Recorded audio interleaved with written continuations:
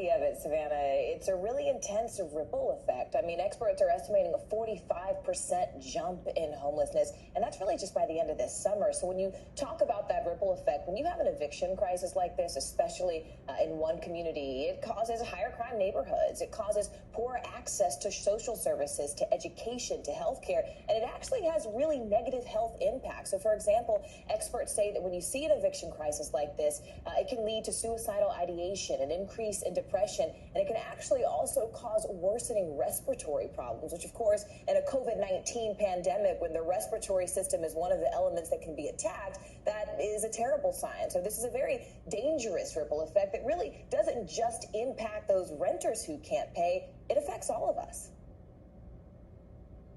And let's talk about those that it's impacting disproportionately. The current housing crisis is especially impacting Black and Latino renters. Tell us about that. Yeah, I mean, that's something, this is a story we've seen of COVID, right? I mean, COVID is a virus that has disproportionately impacted our society's most vulnerable. And this eviction crisis is no different. COVID has exacerbated the inequalities that we've already seen exist. So, for example, when it comes to Black and Latino renters, they were 2 times more likely in May to be unable to pay their rent compared to their white counterparts. And then 50% of minority renters are already worried about not being able to pay next month. So especially when it comes to eviction crises like this, they disproportionately affect women and minorities. Some heartbreaking stuff right there, Morgan. Thank you so much. A recent survey found that 1 in 4 adults either missed their last home payment or are worried about making their next one. Federal and state grace periods protected some families, but many of those safety nets are set to end as soon as this week, leaving mothers like Mercedes Voorhees from Milwaukee in an impossible predicament. When COVID happened, I had no money. I had absolutely no money. So everything literally stopped. Yeah, we're going to work more on. Because of the pandemic, her small business came grinding to a halt. When she was unable to pay, her landlord took her to court. Claim for money to be determined. Eviction.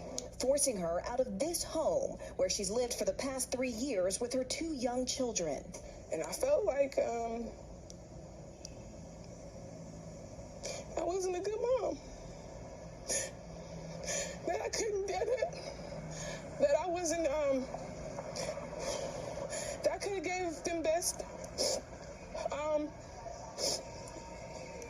That I kind of put myself in this situation. My daughter looks to me as her hero, because she always says that to me.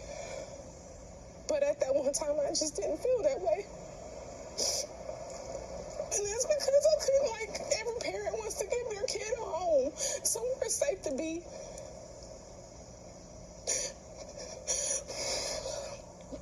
Well, I couldn't. It felt like I just couldn't do that at the time. Like I just wasn't, like I missed the mark. Like I let them down, and I don't want my kids to go through the same thing, boiling water, and just to be able to clean themselves or to be able to cook. I'm sorry. But my kids look at me like everything. So I just felt like a bad parent, and I felt like I failed my kids. Can you give me a minute? Peace, family. Hope all is well. Allahu Akbar. Alhamdulillah. As you can see, the world is at a scary place. They're predicting, a huge spike in homelessness by the end of the summer, which I'm not surprised in. What I encourage everybody to do is stick together. In case you haven't noticed, it's a war going on outside. No man or woman is safe from at this moment. We're living in a false sense of reality. We chasing things that's not going to be beneficial in the long run. If you have family, I suggest you denounce where you live in and go live with them. I suggest you all come together. I suggest you put your differences aside for the betterment of the union. So often we get in these modes to where, everyone want to be self-made, or I'm just the guy, or I'm just, I'm the head chick, in charge. I pay my own bills. Nobody can tell me nothing. In all reality, let's just keep it 110%. A lot of us are a paycheck away from being homeless. COVID got a lot of people out of work. They're struggling. If you're not struggling, you're barely surviving. Keeping our head above water, making the way when we can, temporary layoffs, good times. Are you not entertained? In the words of my man Hassan Campbell, this is not a joke. You have family, you need to go make it right. You have a wife, you need to go make it right. Right now isn't the time to be egotistic, want to stand alone, want to front all the bills. We need to help each other, because I'm going to tell you something right now. Once the spike in homelessness happens, we become the prey. People have family. They got to feed their family. The working class people, you're on the menu. Me, eventually I'll be on the menu. People see, they watch, they research, they understand. So if it comes to a point where, excuse me, family, I'm sorry. If it comes to a point where they need it and you got it, they're coming to get it. Stop.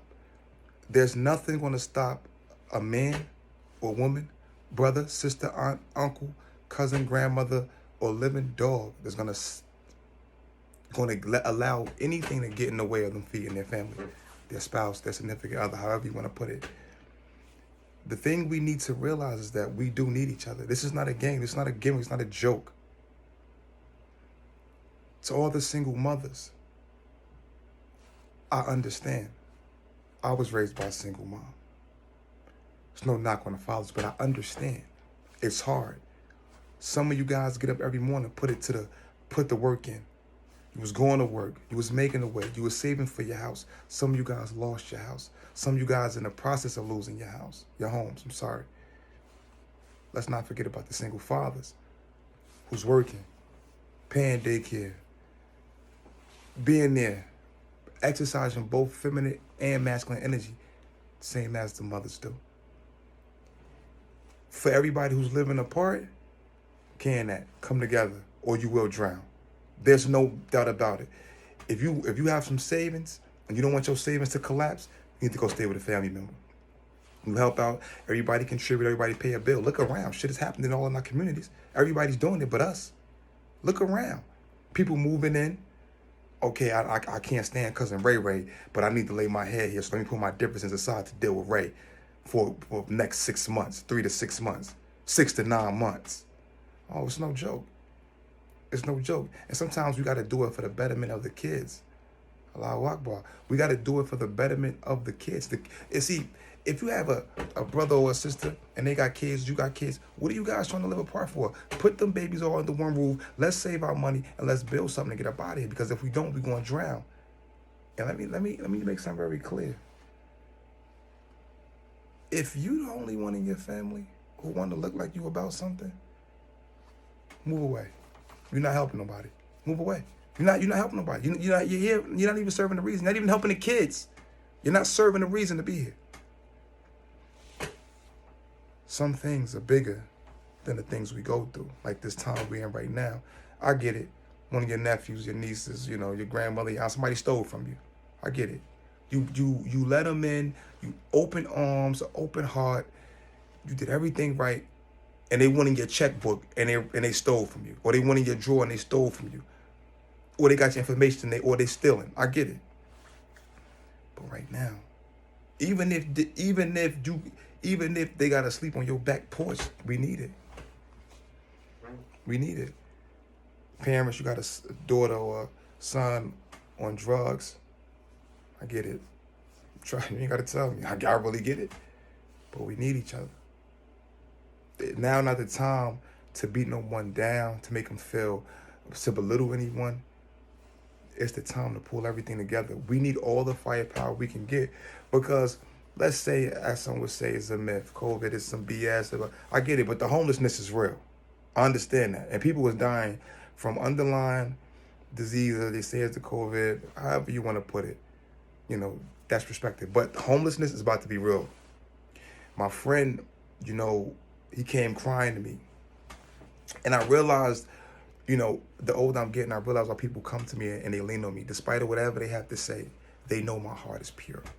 He came to me because I've actually been homeless. And he said, you know, bro, I have this tenant. I just bought my house. I don't want to lose my house, you know.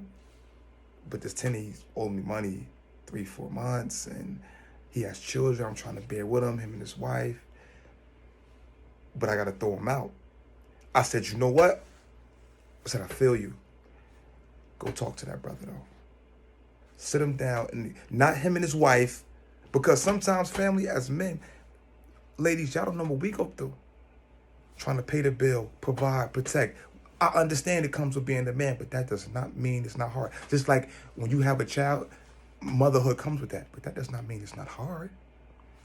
He talked to that brother broke down to him. You see, sometimes when it's man to man, I can feel you. He feel like I can trust you. I can feel you. You're not trying to belittle me in front of my lady. You're not trying to make it seem like I'm crumbs on the table in front of my lady. I don't want her to see me like this. What you want for yourself, you should want for your brother. And I explained that to my good friend. I said, if it was you, because we can never say it won't be us. Please, please, please. I done heard the illest say, well, that'll never be me. He's in a rehab program now. Don't say it can't be you.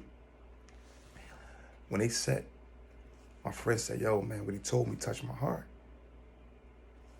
The brother was trying. The brother is trying. So what my friend did, my friend is an intelligent scholar. He graduated college. You know, he's a very good brother. He found programs for this man to help him. See, I said, you can get your money. Don't put him out if it's over the money. Don't if it's over the money, don't put him out. Alhamdulillah. Don't put him out if it's over the money. Allah gave you that. So don't worry about the money. If he did something detrimental, like he's selling drugs out of you, okay, it's grounds for that. I get it. You got to pay your mortgage. I get it. My friend, he's found ways. He got mortgage assistance. He has the brother, you know, paying his rent. We needed each other. What if the men didn't come to each other and speak like kings? No egos in it. No, this is my house. I'm the boss. None of that. The tenant, nigga, you ain't put me out. I don't give a F. It was none of that. It was genuine, brother. I'm going through a financial crisis right now. Can you bear with me and my family? MashaAllah. Can you bear with me and my family? I know you. I know you have a house, brother. I don't want to see house going foreclosure, and I'm not a BS type of dude. Could you bear with me and my family? Actually, can you help me? I need your help. I'm not internet savvy. I didn't grow up in that era. I need you. Can you show me how to go online and find some assistance? Can you help me? Alhamdulillah, brother. So at the end of the day, I get it. Some things that we went through with our family makes it hard to live with each other. Some of us are nasty. I'm sorry. Some kids are nasty. But you can't blame the kids. Who raising them? Some kids eat cereal, eat a bowl there for 3-4 days. Who raising? Now, some children know right from wrong. They're old enough. But who's raising the children? Can't blame the kids. We have to show them. Like I said before, we have to pull together. Because whether we like it or not, if we don't, we're doomed. It doesn't matter if you have, okay, some of us are working. What happened if they just say shut it down? Everything. Nothing moves. Your little savings will get really low. But if you pull somebody in, you pull the family, okay, you got a little bit, you got a little bit. Listen, we're going to put together. Come on, let's keep it real. You got the EBTs. The government is giving money on them like hotcakes. You got food. The food is, whoever got the EBT, the food is taken care of. Whoever have the jobs, split the bills down the line. So you can save a little bit, I can save a little bit. Everything else, we already got food. We ain't about to be going out here eating out. Nope. You got a stove, cook the food. I'm sorry, it's survival mode at this point. You gotta eat your hot dogs and beans, your ravioli, whatever you gotta do, your tuna fish, whatever you gotta do, spaghetti. It's survival at this point. I promise you, for people who laugh and think it's a game, I've been homeless. It's no joke. You think it's a game. I'm telling you. And it always seems the ones that lay on their backs and rub their tummies so they can't stop laughing be the ones that I see walking into my shelter. And we're gonna greet you with open arms. Don't be those ones. Don't be that arrogant or that naive to believe that you just so on top of the world it can't happen to you. I know people who's going through a mental crisis, who was getting up, going to work every single day, alhamdulillah. They was going to work every single day. They had over 100, PTO, days, like sick days. What happened to them? Don't think it can happen to you. I love you. I work at a shelter. Comment below, whatever you need. I'm working, the staff at my shelter, phenomenal people. Phenomenal people. It's help out here. Don't be too prideful to say, I need to stay in here for a while. But if you can go with family, go with family. If you burn too many bridges, don't blame your family. If you sleeping with your aunts and your aunt, come on, don't blame your family for that. But it's help. But if we can come together as a family, as a cohesive unit, and move forward, we need to do that. Or trust and believe. You don't have to believe me, but I'll encourage you to. It's about to be a spike of homelessness. It's about to be off the chain. Trust me. Watch what I say. Brace for the coldest winter ever mentally. Mark the degrees outside. We can survive some degrees. The coldest winter ever mentally. Let's just say there's a food shortage, which happens. How many of us have been racking up on food? We do it when they say it's a snowstorm, snow don't even come. We do it if it's a rainstorm, don't even come. But I know a couple people who just got evicted. Oh, it's real. Please, if you can find it in your heart to forgive and move forward with your family, do so. Or everyone's going to suffer, including you. Because eventually you'll move them in anyway. If you have a heart, you lay down at night in a warm, cozy bed, and you worked hard to keep a roof over your head. I'm not taking that from anyone, family. You guys worked hard to keep a roof over your head. You paid your bills on time. You built your credit. You did everything right so you don't be them people. But trust me, just because you earned it doesn't mean you don't owe it. I'm going to say that again. Just because you earned it doesn't mean you don't owe it. I get paid. I earned that. I worked. Alhamdulillah. I worked. I got up. I bust my tail. But it doesn't mean I don't owe anyone the gratitude of saying, here, I understand your position. I understand you going through something. I understand you might be lazy. Charity starts at home first, though. But if I got it and you need it, here. Everybody who's being helped, stop being ungrateful. How you know $5, a $10, a $3, or a dollar wasn't all someone can afford to give, but they gave it. They still gave it to you. Be grateful. If all a person is offering you is their front porch, that's all they can offer. They probably have 2 families living with them, but they helped you. They tried. Come together, family, or I guarantee you, it's over. Rent. It's heartbreaking. I lost my job, and along with that, I lost everything else. No money, no nothing. I don't sleep well, or I stay worried about stuff all the time. But the CARES Act eviction program covering 12.3 million rentals ends tonight, and there are 29 states that have no additional protections. Eviction notices could go out as early as tomorrow, with a 30-day notice to vacate. In New Orleans, a law firm representing clients like Blunt for free has noticed a trend. The vast majority of our clients are low-income Black single moms.